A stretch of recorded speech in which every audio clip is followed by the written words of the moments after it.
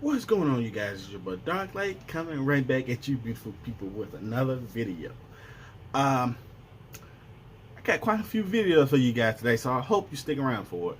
But today I want to be getting into a reaction on a video by the Canadian lad. You know, if y'all never heard of him, y'all please go to his channel and subscribe. He's making a bunch of good videos, man. You know, I just recently, probably month or two ago, become a subscriber and love a lot of his content. But today he has dropped a video on the best Spider-Man between Tom Holland, Tobey Maguire, or Andrew Garfield. Since there's been a lot of Spider-Man news today, got some movie info. I'm gonna drop some of those, a little bit of info of that later on. We've got a bunch of stuff about Spider-Man, and right now still up in the air of what Marvel and Sony are gonna do. Even though Marvel pretty much has more for their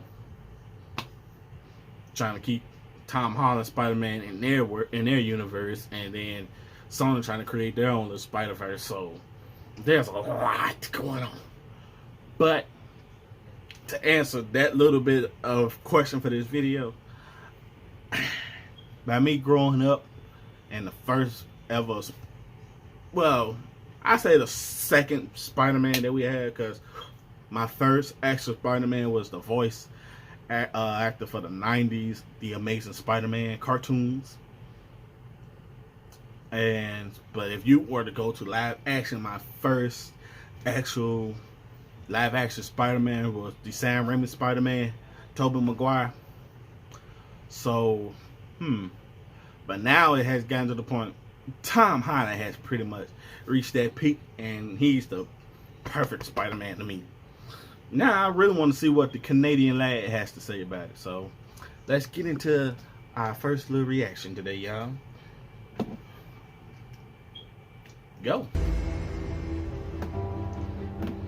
Make sure y'all go find the Canadian lad and go and subscribe to his channel, man. He's pretty good. Hi everyone, I'm the Canadian lad, and today's video is dedicated to all three Spider-Man that we had in the last 2 decades. Now I know many of you love Tobey Maguire's Spider-Man or Tom Holland's Spider-Man, or some people would even prefer Andrew Garfield's version. Now opinions are subject to someone's personal preference, but in this video I'm gonna try to explain which one among these 3 depictions is the most loyal to the comic books. Now I might be a little bit biased towards Tom Holland's Spider-Man because of my attraction to the MCU, but I'm gonna try to be as neutral as possible and unveil facts in front of you so you can judge for yourself who is the best Spider-Man between these 3. So without any delay, let's begin. I'm gonna begin with Tobey Maguire's Spider-Man and tell you what it got right and what it got wrong. Then I'll talk about Andrew Garfield's and then work my way up to Tom Holland. Now Tobey is the original Spider-Man, doesn't matter whether you like him or not. And I'm gonna ignore Nicholas Hammond's Spider-Man for this entire video, so don't blame me. Anyway, Tobey Maguire played a very accurate Peter Parker when it comes to his overall life, a broke teenager trying to get the girl while constantly having to deal with Jameson. But one thing it got wrong is the fact that we never got to see Peter Parker's actual intelligence throughout the trilogy. He doesn't make his own web shooters. The one thing that testifies how brilliant Peter Parker is was taken away from him in his movies, which brings me to Andrew Garfield's portrayal of Spider-Man that gave us all the details about how he came up with his own web shooters. And I like this scene from the Amazing Spider-Man 1 where Peter Parker randomly swings around using chains, which later gives him the idea of developing his own web shooters. And the reason I'm focusing so much on web shooters is because his brain is also a part of his power. So the Amazing Spider-Man totally nailed this part. But here's one thing they got entirely wrong. The way they showcased the teenage lifestyle of Peter was nowhere near of how an actual teenager lives. Andrew Garfield's Peter Parker was way too cool to be accurate. Except 1 or 2 scenes, his and Gwen Stacy's love story never felt like a love story between 2 teenagers. The key feature that makes Spider-Man loved all over the world is the fact that he's in high school and still struggles with normal teenager things. But Garfield's Peter Parker is never seen struggling with everyday teenage life. He only gets bullied once, and whenever Flash came to bully him again, it was Peter who turned the table and took revenge instead. So this version of Peter Parker behaves exactly the way Spider-Man behaves, whereas it shouldn't be the case. Peter Parker and Spider-Man are supposed to be 2 different personas. And that brings me to Tom Holland's Spider-Man. Notice when Tom Tom Holland's Peter Parker puts on that mask, he transforms into a totally different person. The person he wishes he could be in his regular life, but doesn't have the courage to do so. But the mask gives him the ability to be that person. Tom Holland's Spider-Man was the only portrayal that actually depicted that. You can see very clearly how different he is as a person when he puts on the mask versus when he isn't wearing the mask. Of course, each and every actor has their strong points, but the purpose of Spider-Man is to be more relatable. Unlike Tobey and Andrew Garfield, Tom's version of Spider-Man isn't automatically good at being a superhero. He makes a lot of silly mistakes, and this progression as a character is what makes him endearing. In other portrayals, once they become Spider-Man, they automatically seem to be good at everything and doesn't worry about school at all. However, it is shown that Tom's Peter Parker still worries about school, homework, and everyday teenage life. Being a superhero is not his main priority, but the other actors fail to achieve this key factor about Peter Parker. Peter is supposed to be quiet, mild-mannered, and an easy target for bullies. Tobey Maguire fits this quite nicely. Spider-Man, however, is somewhat cocky, a smart mouth, and likes to make his jokes while fighting the bad guys. Andrew Garfield fits this role quite nicely, but Tom Holland perfectly mixes the two iterations of Spider-Man. When playing Peter, Tom plays it off quiet, reserved, and you can see how Flash can taunt him at any time. However, as Spider-Man, Tom is a smart mouth. My favorite example is from Captain America Civil War, when he shouts, "You have the right to remain silent," while fighting with Falcon. You have the right to remain silent! And the bank robbing scene in Spider-Man Homecoming, where Spider-Man has a totally one-sided conversation with them. The Avengers! What are you guys doing here? Thor, Hulk, good to finally meet you guys. Oh, you'd be more handsome in person. This shows how different Peter Parker is from Spider-Man. Don't get the wrong impression that I'm against Tobey or Andrew Garfield. The truth is I'm not. I love Tobey Maguire's Spider-Man. That's what I used to watch growing up. Yeah, and to be really honest, I still feel Spider-Man 2 is one of the best Spider-Man films ever made. To this date, whenever I think of Spider-Man, Tobey Maguire crosses my mind just as Tom Holland does. Tobey Maguire did a decent job portraying Peter Parker, but his Spider-Man was not up to the mark. The hilarious one-liner puns in between serious battles is what Spider-Man is basically known for, but this was missing in case of Tobey. And also, I'm not trying to provoke hatred towards Andrew Garfield. He did his best as Peter Parker. I blame the writers more than I blame him. At the end of the day, what more can an actor do if the story itself is weak and pointless? It wasn't Tobey's mistake that his Spider-Man wasn't up to the mark. Neither was it Andrew Garfield's fault that his version of Peter Parker was way too cool. That's just how the writers created those characters, and both of them being incredibly good actors, they just did what they were told. And that's where Tom Holland takes the lead. He made his debut in a movie like Civil War. His character was being handled by one of the best producers out there, Kevin Feige, and two of the most talented directors, Joe and Anthony Russo. Listen to what Joe Russo had to say in an interview about Spider-Man. Again, we like doing little teases or lead-ups to characters. And everybody knows what that means immediately. And then it's shot in a certain way where there's a shadow and a web, and he's flared in the sun, and he lands. And he is the first thing that he's done in costume is a steel cap shield from him. Underoos!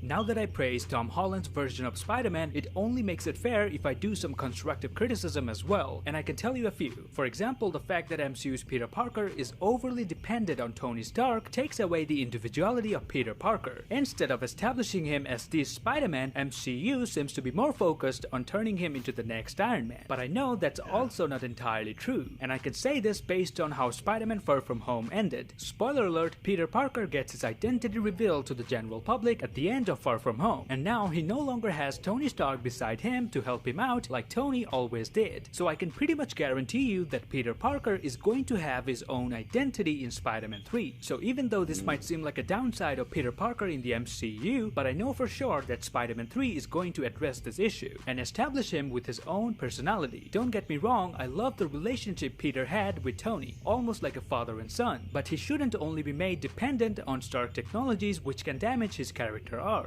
And that's that. With all due respect to Tobey Maguire and Andrew Garfield, Tom Holland is my favorite live-action Spider-Man, and before Tom Holland arrived, it was always Tobey. And as I said, I still believe Spider-Man 2 of Tobey Maguire is one of the best Spider-Man movies ever made, and he will always remain the OG Spider-Man in my heart. But for now, Tom Holland takes the first place. And as far as The Amazing Spider-Man is concerned, I don't think that movie is as bad as people make it to be, but the sequel of that movie was all over the place, which eventually ruined the entire entire franchise, which is Yeah. nothing but bad luck for Andrew Garfield. I mean, More he on did that a on a good different Spider-Man. video. Now, if you're not a But subscriber, I please grab the personally subscribe didn't button, and if you still like disagree the with what I movies. said, then please let me know your thoughts on comment section down below. But if you liked what I said, then give me a thumbs up and follow me on Instagram. I will see you lads in the next one.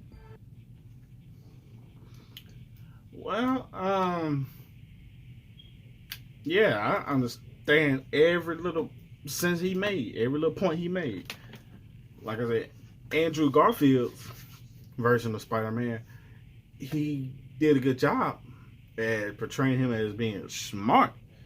But the next thing was, oh no, my camera's a little bit on the foggy tip. There you go. Make sure sorry about that. But yeah, Andrew Garfield character was smart, but he still played that cool aspect, bro. That's not Peter Parker. So going on into, like I said, Sam Raimi's version of Spider-Man, Tobey Maguire. For the longest part, he was probably the best Spider-Man, live action Spider-Man, in my opinion, starting off, till Tom Holland came into the picture. Now, I understand that sometimes if you're trying to make a universe and spread it out longer and give more meaning and more reason, Tom Holland's Spider-Man took over. It never completely erased Tobey Maguire, but it pretty much put them neck and neck. Or if Tom Holland is not superior over Sam Raimi's Spider-Man, because he give you everything. Only reason why the last little part about Spider-Man relying too much on Tony Stark, in all honesty, that's because Marvel was creating a universe, or creating a world. They actually bringing, because if you think about it, they're bringing him, they're showing him how he becomes someone. So it's basically still like an origin story for him. So basically, in this next third Spider-Man movie, he should be on his own now. He should be who we all believe he could become. And as far as the Andrew Garfield story, like I said, for him being cool, that wasn't him. Taking on the bully wasn't him. Also, I think a lot of people are getting irritated with the Ben story, with Ben dying, Uncle Ben dying. So I've heard a lot of reasons why a lot of those movies didn't work, because people are getting tired. We know the backstory of Ben, so don't put it there. And I think Tom Holland's Spider-Man pretty much raised the bar a little bit on that. Like I said, I've never had a problem with it. I mean, it's just part of his story, part of his origin. He became who he became because of Uncle Ben, or when he started to be himself. Now, so yeah. But like I said, I mean, I still love Spider-Man 2, Spider-Man 1, Spider-Man 3 was. I hated Spider-Man 3. Didn't like the Venom they had in that version. Didn't like the Sandman and that story. It was just twisted all around.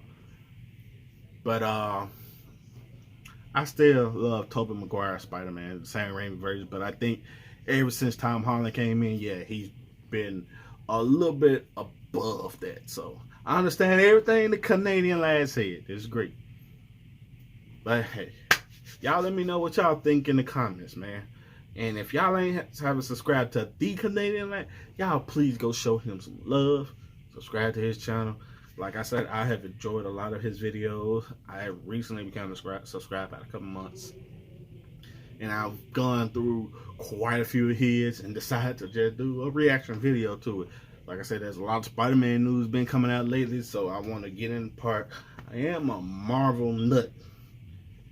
I love DC, love Marvel, love superheroes. So anything dealing with that, I'm gonna put them here on this channel. So like I said, I am who I am.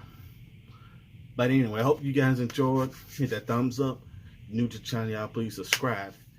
And please become a part of the Brother Angel and Dark Light. We'll get you guys next time. Cheerio.